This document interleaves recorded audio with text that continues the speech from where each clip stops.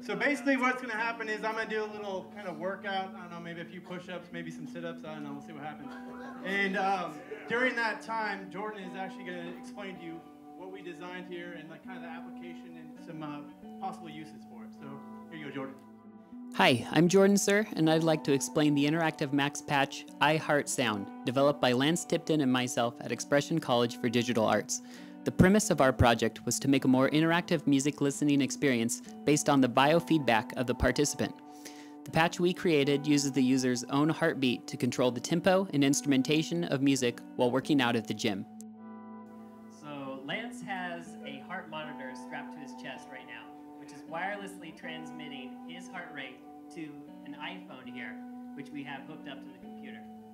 First off, to use the program, you'll need to wear a heart rate monitor, either a more traditional wristband or a heart rate monitoring iPhone app. For demonstration purposes, we made a fake heart rate in lieu of someone actually working out. iHeartSound is designed to catch incoming audio signals from the heart rate monitor and convert them into bangs that we can use. Let's go under the hood to see how this happens. Up here in the top left, you have your incoming audio signal, or in our case, our fake heartbeat. Next, we compensate for any errors in the monitoring device by finding an average of the last 10 incoming bangs. This is a script to find the running average so that the tempo isn't changing too sporadically.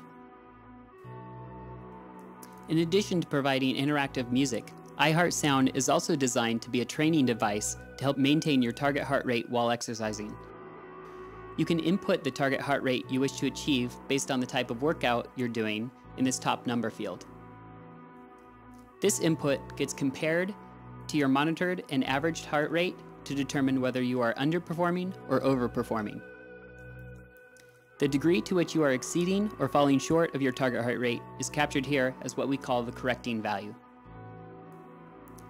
A positive value here means that your heart rate is slower than your target, whereas a negative value means your heart is going too fast. This value, positive or negative, is then compared with your current heart rate to produce a final corrected tempo for your music. We chose to produce the music in Logic Pro and are sending two values over to it. The first is the corrected tempo, which feeds straight into Logic's environment from Max, as you can see here. And that goes straight to a fader for the overall project tempo.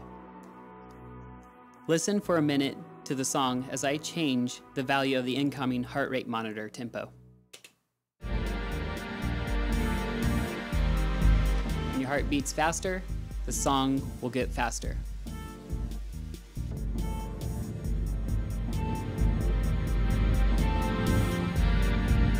Likewise, when you start to slow down, so does the song. It's also changing the background of the Max Patch as well. The second number being sent over is the correcting value. First, it's getting converted into a MIDI value that Logic can use. If we go back to the environment, you can see where it's coming in here, straight to a channel fader.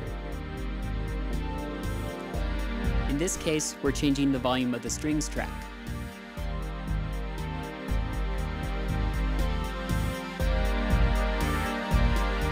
The closer you are to your target heart rate, the louder the solo instrument is in the mix. It's much like a game. In order to hear all the elements in the song, you have to stay as close to your target heart rate as possible. Listen again as I change our fake heart rate, and you can hear the strings track come in and out. If you get far enough from your target heart rate, you'll eventually not be able to hear the strings track at all.